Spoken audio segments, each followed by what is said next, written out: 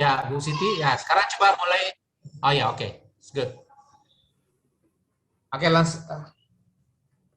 Saya Oke, langsung terima ya, Pak. kasih. Saya langsung ya, Pak. Ya, boleh. Oke, thank you very much. I want to continue our study today because just now I explained about conjunction. So I hope the student understand what about conjunction. Then hope to all student you can must study hard in your house. Then because not any question, so maybe I close the study with I say Alhamdulillahirrabbilalamin, and then I say Assalamualaikum warahmatullahi wabarakatuh. I think just all from me. Oke. Silakan Pak Munir, duluan saja. Bu Kasira. Ya, Pak. Mengajar di mana, Ibu? Di MTS, Pak. MTS di mana? MTS Al-Mustaqim Mabodo. Di mana itu? Di Muna, Pak, di Kabupaten Muna. Muna. Oh, Ya. Sulawesi Tenggara ya?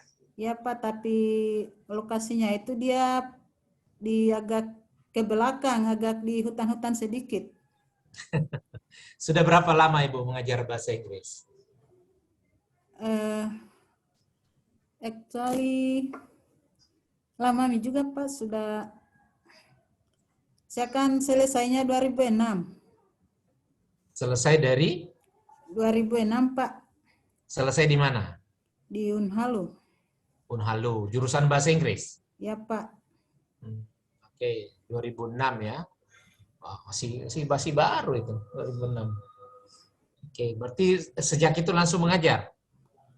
Saya kan keluar bulan berapa ya? Bulan 10 Kak itu. Saya mengajar nanti 2007 bulan 1 Kak. Bulan berapa itu? Tapi sudah jam terbangnya sudah lebih 10 tahun Bu ya? Ya, Pak. Oke. Bagaimana Ibu pengalamannya selama mengikuti program ini? Apakah banyak yang didapat? Alhamdulillah, Pak, banyak sekali yang saya dapatkan, termasuk dalam menyusun DRP. Banyak sekali ilmu yang saya dapatkan. Kemudian di dalamnya itu menyangkut langkah-langkah pembelajaran yang baik, metode pembelajaran yang baik, yang benar. Dan saya harap apa yang saya dapatkan di PPG ini saya bisa terapkan di sekolah saya nanti kalau setelah keluar dari PPG ini, Pak. Ini yang selesai 2006 di Unhal itu program S1 Bu ya? Ya, Pak, S1, Pak. Masuknya tahun berapa? Masuknya tahun 2000. Tapi 2000. saya kan integrasi dari FISIP. Apa itu? Dari FISIP-nya itu antropologi, kemudian integrasi ke bahasa Inggris 2001. Oke. Tapi mulai kuliah tahun 2000. Tahun 2000 di Unhalu. Oke. Oke, kita lanjut tadi berarti sudah paham bagaimana membuat RPP dan seterusnya. Oke. Pak. DRP apa yang kita pakai ini? DRP 3, Pak. DRP 3, berarti saya salah download tadi. Saya downloadnya yang DRP 1, DRP 3. Oke, jadi kesimpulannya Ibu sudah paham bagaimana cara membuat RPP ya? Insya Allah, Pak. Oke, ini saya lihat di sini cuma satu IPK saja ini untuk indikator pencapaian kompetensinya, menyimak saja dan ada menyimak, membaca, dan mengidentifikasi. Nah, ini harusnya dipisah-pisah, Ibu, ya, untuk indikator pencapaian kompetensinya. Mungkin dimulai dari kata mengidentifikasi, baru menyimak dan membaca ini apakah masuk dalam satu kategori ini, kategori KKO di level berapa, apakah di C1, C2, dan C3. Ya, apakah mereka berada di kategori yang sama atau di kategori Ya, yang Pak. berbeda? Ya, Pak, Ya, nanti saya rubah kembali, Pak. kenapa kita memilih nih menyimak, membaca, dan mengidentifikasi? Ya, Pak, maksudnya itu kan termasuk di C1, C2, C3. Yang mana C1, yang mana C2, yang mana C3? Yang C1-nya itu, Pak, menyimak. Menyimak, Pak. Terus? C2-nya mengidentifikasi. Membaca? Ya, membaca dan mengidentifikasi. Nah, mungkin dilihat kembali, Bu, daftar ini ya. Daftar KKO-nya, karena itu banyak sekali daftar-daftar, apakah sudah betul mengidentifikasi ada di C3 atau di C1. Jadi dibuat sesuai urutannya. Jadi bertahap. Kita mulai dari C1 baru ke tahap yang lebih tinggi, apakah C2 atau langsung ke C3 sesuai dengan apa yang diinginkan oleh KD-nya. Jadi diperhatikan itu ya, dan dibuat di breakdown, jangan disatukan seperti ini KKO-nya. Ya, Pak. Ya, dipisah-pisah satu-satu, jangan digabung semua. Itu juga ada di keterampilan membuat, mendemonstrasikan, menganalisis, mengevaluasi, menciptakan. Nah, itu kan banyak sekali itu KKO yang Ibu masukkan di situ. Ada membuat, ada mendemonstrasikan, ada menganalisis, ada mengevaluasi, ada menciptakan. Nah, it's okay, tapi di breakdown dan disesuaikan dengan kegiatan yang Ibu lakukan di kegiatan intinya.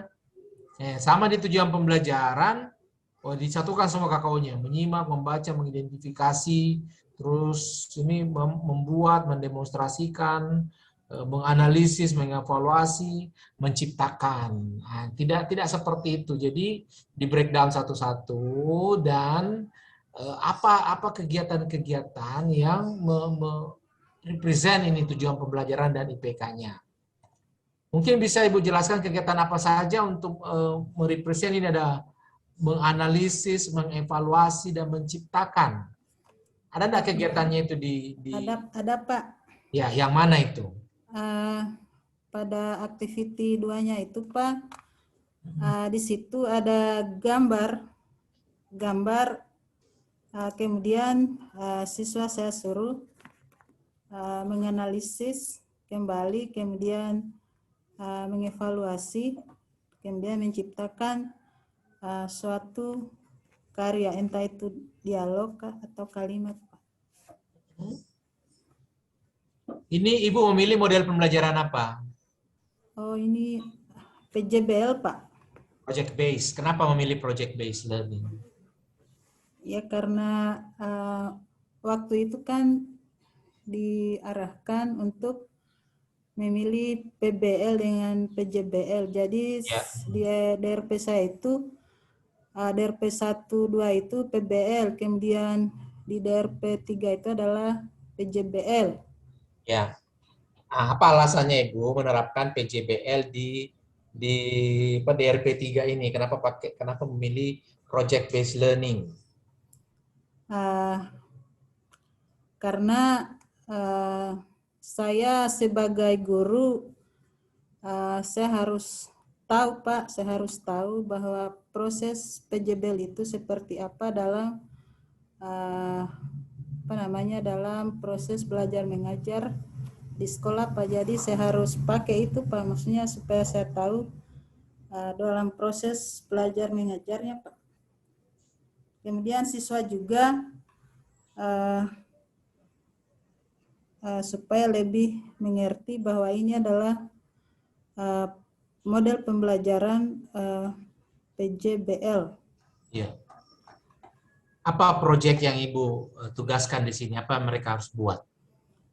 Di situ, karena di situ kan ada gambar antara di situ gambar seorang dokter dengan entah anak atau entah pasien itu, jelasnya dokter dengan pasien lah.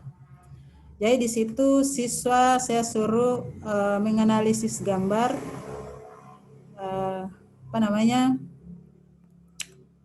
misalnya begini, what do you mean with about the picture? Ya, maksudnya di situ mereka diajak berpikir, maksudnya kira-kira itu adalah No. Ini kan project based learning. Proyek apa, karya apa yang akan dihasilkan oleh siswa?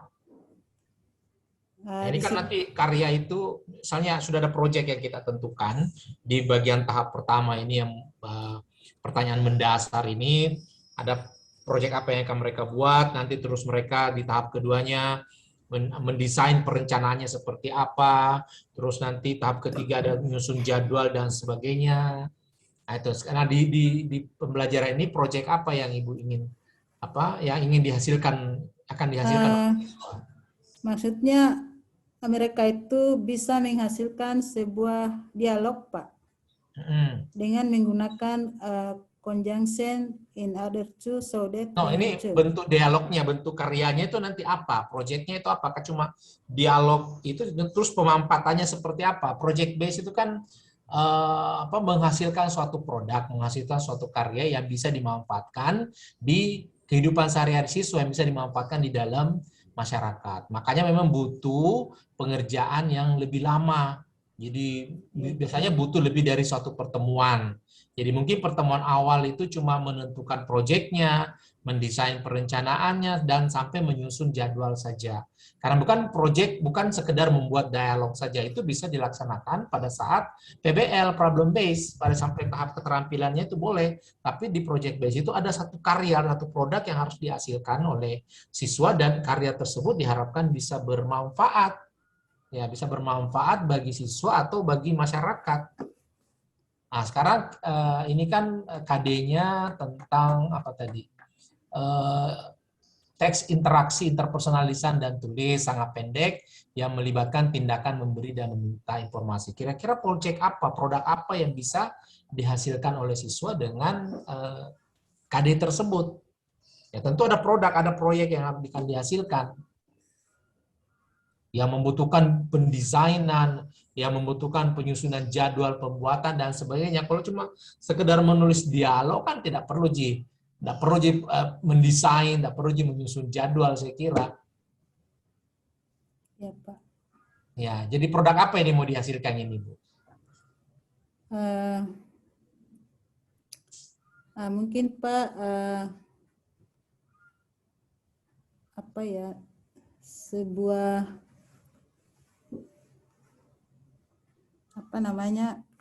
mungkin sebuah contohnya cerita atau paragraf. Bisa saja contohnya mungkin semacam video. Jadi karya proyek video di mana isinya tentang dialog, teks interaksi meminta dan memberi, yang di mana video tersebut bisa dijadikan semacam model atau bisa ditunjukkan ketika ada pembelajaran dengan topik seperti ini. Nah, tentunya videonya tidak boleh sembarang buat, tentu harus ada desainnya seperti apa, nanti layoutnya seperti apa, tentu nanti yang bicara itu harus berlatih, sudah disiapkan naskahnya dan sebagainya, harus melalui proses latihan sehingga nanti hasil videonya itu bagus dan bisa jadi model. Ya, model untuk percakapan yang sesuai dengan topik yang di KD itu. Jadi bukan asal jadi misalnya buat percakapan saja, tapi yang produk video yang bisa nanti yang diupload di YouTube misalnya, dan bisa di-download oleh orang lain dan dijadikan model dalam pembelajaran di kelas misalnya, seperti itu. Nah, itu sebuah project dan memang butuh perencanaan, butuh penyusunan jadwal pembuatannya dan sebagainya, dan tidak bisa diselesaikan dalam satu pertemuan. Nah, jadi kalau cuma sekedar membuat dialog saja, mungkin lebih baik pakai problem based learning. Ya, problem based kan bisa juga ada keterampilannya. Tadi ada proses mengidentifikasi, ada proses menentukan dan sebagainya, terus ada proses menyusun dialog dan sebagainya. Bisa sampai di situ. Nah, kalau mau dilanjutkan project base, ya ada produk yang dihasilkan. Ya, dan membutuhkan memang perencanaan, membutuhkan jadwal karena bukan produk yang simple. Ya Pak, nanti insya Allah saya buat seperti itu Pak ke depannya. Oke. Ibu tahu tentang HOTS ya? Tahu istilah HOTS? Ya Pak, tahu Pak. Apa itu? Bisa mungkin HOTS apa yang itu Ibu tahu tentang HOTS? apa namanya, high order thinking Pak. Maksudnya Iya, berpikir tingkat tinggi. ya, oke, betul. Kira-kira di dalam pembelajaran Ibu yang di mana? Di mana kira-kira kemampuan berpikir tingkat tinggi ini di mana? Di bagian mana? Siswa berlatih atau mengaplikasikan kemampuan berpikir tingkat tingginya. Di kegiatan mana kira-kira itu, Bu? Ya, saya kira sudah sama dengan tadi Pak. Ketika mereka itu berikan apa namanya kegiatan untuk menganalisis, mengevaluasi dan mencipta, saya kira itu Pak sudah HOTS. Kenapa Ibu mengatakan itu sudah HOTS? Ya karena itu di KKO-nya itu Pak C5 apa namanya C4, C5, C6 itu menunjukkan bahwa C4 itu adalah sudah HOTS, di mana dia KKO-nya itu adalah mengevaluasi.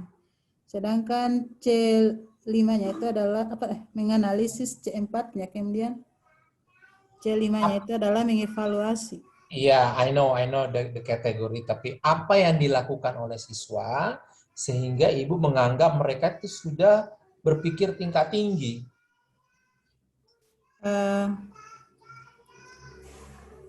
Karena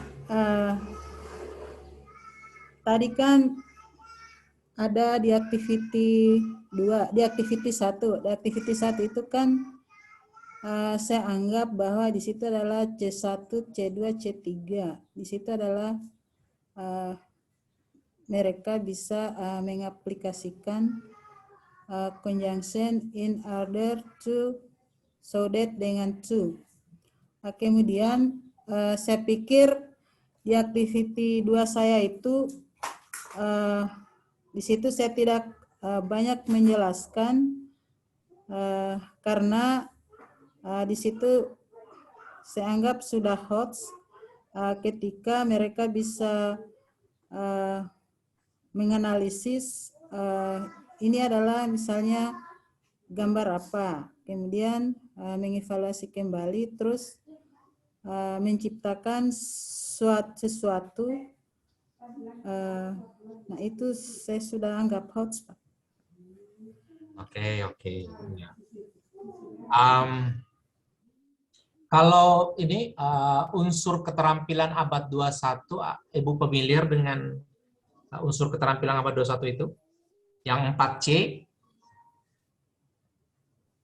Are you familiar with the terms 4C ini? Oh yang itu Pak, yang kreativitas yang itu Pak? Ya, ada critical thinking, ada creative thinking, ada apa lagi, collaboration, communication. Itu tahu ya Bu ya, ada di modul pedagoginya itu. Iya Pak. Nah, itu kan dianjurkan itu diterapkan di dalam pembelajaran Ibu supaya siswa memiliki kemampuan berpikir kritis, berpikir kreatif, berkolaborasi, dan berkomunikasi. Ya, kita dianjurkan untuk membuat kegiatan-kegiatan yang bisa menerapkan kemampuan ini.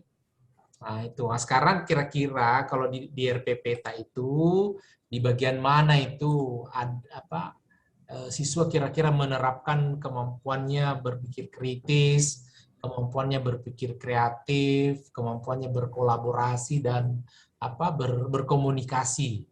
Bisa mungkin Ibu tunjukkan Ya, di bagian mana? maksudnya berpikir kreatif. Ya, di mana kira-kira proses di mana, kegiatan mana yang siswa bisa berlatih atau menerapkan kemampuannya berpikir secara kritis, kemampuannya berpikir secara kreatif. Ya, secara kreatif itu mungkin ketika siswa itu bisa membuat sesuatu, Pak. Maksudnya di situ dia untuk menghasilkan sesuatu itu dia bisa berpikir kreatif. Bagaimana kita tahu ketika dia menghasilkan sesuatu itu mereka sudah berpikir kreatif? Atau bagaimana kita tahu produk yang dihasilkan itu hasil pemikiran kreatif mereka, bukan cuma sekedar meniru saja? Iya Pak, mungkin dari pengalaman siswa itu sendiri Pak, karena di sini kan guru itu dia pendidik itu dia hanya mungkin sebagai fasilitator. Siswanya di sini yang mempunyai kreatif sendiri Pak. Oke, oke. Kalau berpikir kritis di mana kira-kira? Atau berkolaborasi, berkomunikasi di kegiatan Ya, mana? kalau berpikir kolaboratif itu Berpikir kritis, bukan berpikir kritis ya. Berpikir kritis itu ketika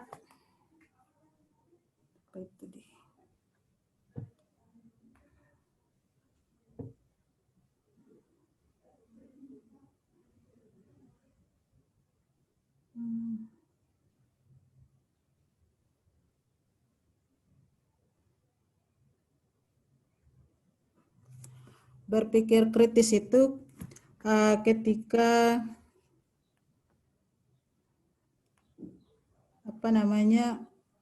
siswa itu mampu berpikir kritis pada saat ada pembelajaran. Misalnya siswa mampu memberikan informasi-informasi yang benar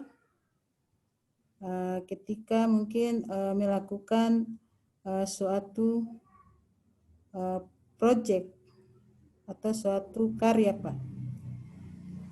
Jadi dia harus sebelum melakukan sesuatu itu dia harus mengkritisi dulu kira-kira apa ini sudah benar atau masih belum benar apa yang mereka kerjakan.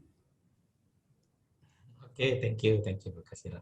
Saya kira itu saja paling, ya karena waktu ini sudah hampir jam 1 ini. Ya Pak. Baik, saya kira Pak Munir sudah mengcover banyak hal ya dalam pertanyaan-pertanyaannya, jadi saya menanyakan pada hal-hal yang lain saja. Tapi mungkin ada juga yang relevan dengan yang Pak Munir tanyakan. Bu Kasira, ini materinya tadi apa? Conjunction ya? Ya Pak. Khususnya ya, untuk membelajarkan penggunaan in order to, so that, and to. Oke. Yang saya pahami begini Bu, kurikulum 2013 ya, termasuk yang berlaku sekarang, apakah dia revisi atau apa ya. Tapi pada dasarnya kurikulum 2013 itu seperti sudah pernah kita bahas di tahap-tahap perancangan pembelajaran dan sebelumnya, itu berdasarkan jenis-jenis teks. Makanya dia dinamakan the gender-based approach. Penerapan kurikulum dengan pendekatan gender. Gender itu adalah jenis-jenis teks yang digunakan dalam berbahasa, baik secara lisan atau tulis. Ya Bu Kasira ya, Ibu dengar ya? Ya Pak. Nah, di sini ada perbedaan dengan kurikulum yang dulu, karena yang dulu itu berbasis tata bahasa, berbasis grammar, berbasis tenses dan sebagainya.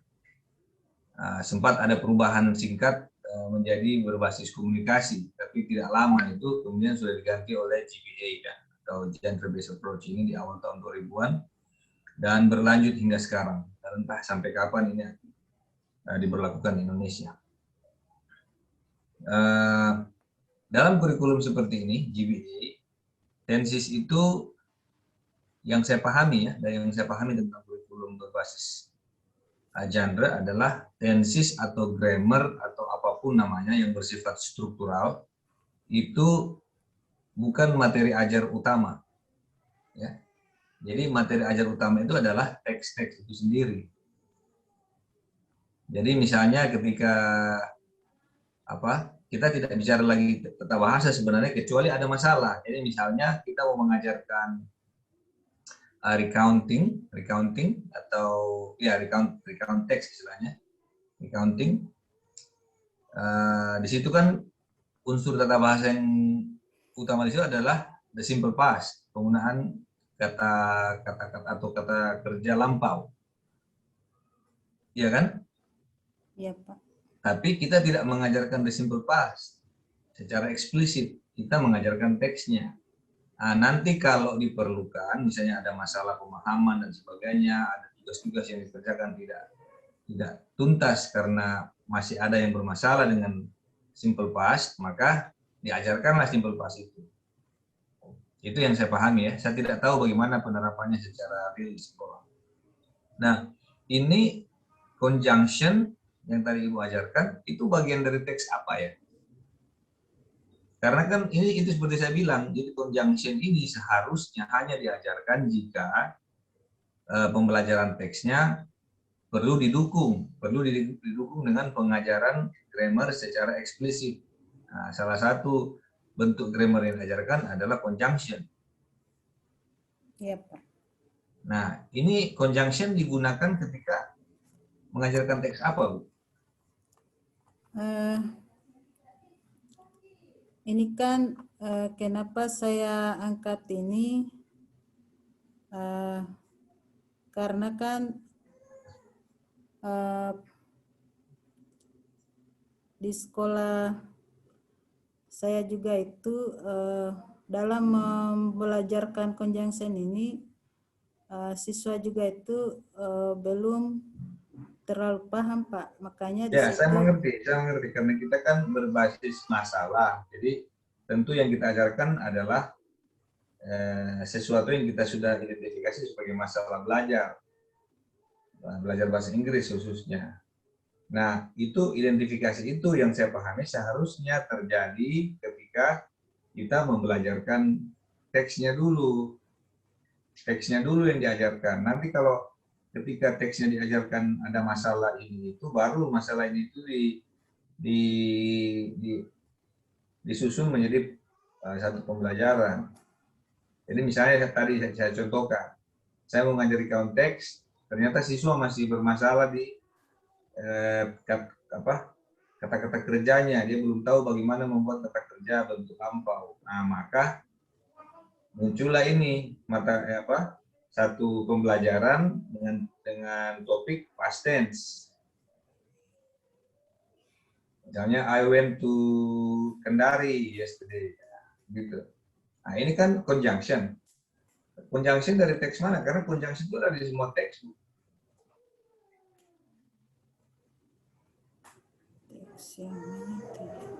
Tapi saya tahu ini ada di KD ya, ada di KD yang diwajarkan. Tapi yang saya mau tahu itu secara khusus di teks jenis apa ini konteksnya, Jadi konteksnya di teks apa, Bu? Apakah recount, apakah procedure, atau apa?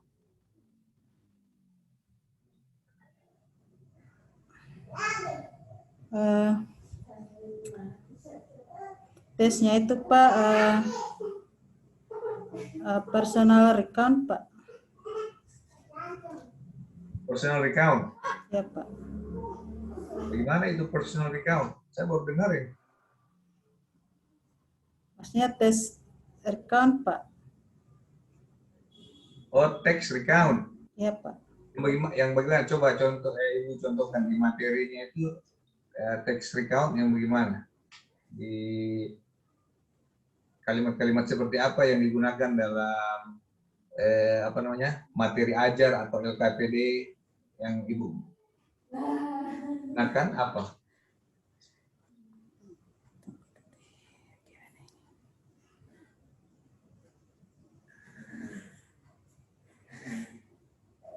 Contoh-contoh kalimat, Bu. Contoh-contoh kalimat yang digunakan di materi ajar.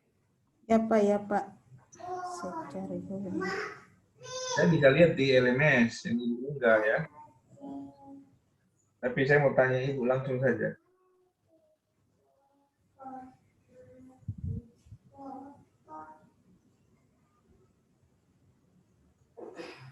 Karena kan conjunction itu tidak berdiri sendiri, Bu. Dia pasti bagian dari kalimat. Nah, kalimat ini kan bisa dikatakan sebagai teks. Ya, apalagi kalimat digunakan dalam wacana seperti paragraf atau esai. Pertanyaan ini, nanti jawabannya tinggal pilih salah satu. Apakah share experience, ataukah retell, ataukah give information about an incident, ataukah to make the reader learn something. Berikutnya, the generic structure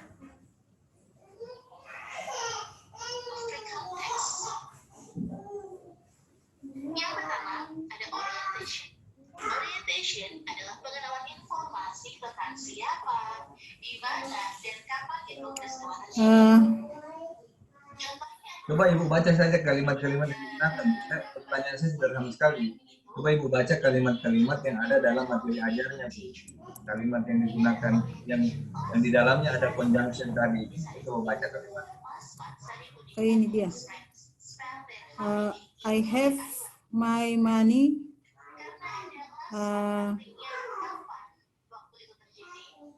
I have my money to buy a remote control car. Kemudian kalimat apa itu? Kalimat seperti itu jenis teks apa itu? Ini adalah jenis recount, Pak. Recount ya. Coba lagi yang lain dulu, yang lain. Saya nggak tahu yakin, saya mendengar yang lain. Jenis teks ya. Jenis teks. My grandfather goes to the hospital to do a medical check up. My grandfather goes to the hospital. Kalau goes berarti itu kan satu pekerjaan yang rutin dia lakukan. Iya, Pak. Nah, jadi apa dia? Kalimat apa itu? Teks jenis apa? Nah, ini sudah masuk tes recount, Pak. Ada lagi satu, Bu, sebelum selesai. Ada lagi satu kalimat lagi yang lain. I go to school on foot. On foot. Ya, Pak. To save my money. Nah, ini kalimat apa dia? Maksud jenis teks apa? Recount, Pak. Recount ya? Seharusnya kalau recount itu dia tidak menggunakan present tense. Seharusnya dia menggunakan past tense. Karena recount ini adalah jenis teks yang meminta kita mengingat apa yang kita lakukan di waktu lampau. Itu recount. Bukan kegiatan yang berlangsung terus-menerus, yang habitual action. Ya. Nah, terus di mana conjunction digunakan di situ? Ya, Pak. Di mana conjunction digunakan di kalimat-kalimat ini? Conjunctionnya sebagai penghubung kalimat, Pak. Saya tahu, tapi di mana di kalimat yang dibaca tadi, di mana conjunction digunakan? I go to school to save my money. Oh, ada yang kata to itu. Ya, Pak.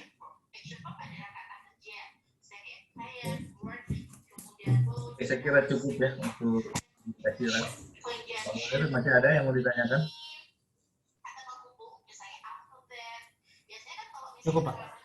Ya, jadi kalau tidak ada lagi, saya kira ini sudah bisa diakhiri, sudah pukul 1 waktu mendaftar. Bu Kasira sudah bisa meninggalkan breakout room, bergabung di main room, siapa tahu masih ada pengumuman dari Fatima ya. Ya, Jangan Pak. lupa recordingnya Bu ya, rekamannya. Ya, Rekamannya Pak. nanti dikirim linknya Bu ya, kalau sudah di-upload di Ya, Google Pak. Drive. Terima kasih, Pak, atas ujiannya, Pak. Ya, Insya Allah nanti saya perbaiki, ya, Pak. ya, makasih. Di main room ya Bu, bergabung di main room, nanti Ya, ada Bu. penjelasan Ya, mungkin dari Pak. Bu Fatima. Family and I ini adalah Ya.